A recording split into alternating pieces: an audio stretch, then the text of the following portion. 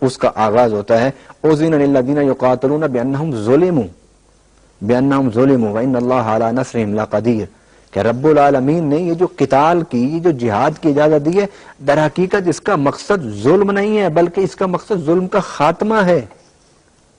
ظلم کے خاتمے کے لیے جہاد کی اجازت دی گئی ہے۔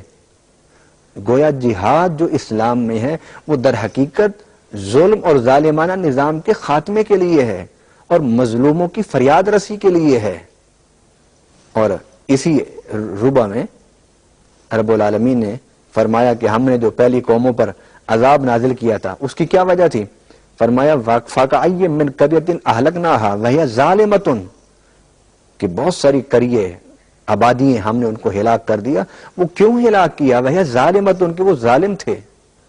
گویا قرآن کے فلسفہ حیات کے مطابق کہ جتنی جد و جہد ہے زبان سے، علم سے، تعلیم سے، ہاتھ سے، تلوار سے، اس سب کا محور کیا ہے؟ کہ معاشرے سے ظلم کا خاتمہ ہو جائے۔ ناظرین کرام،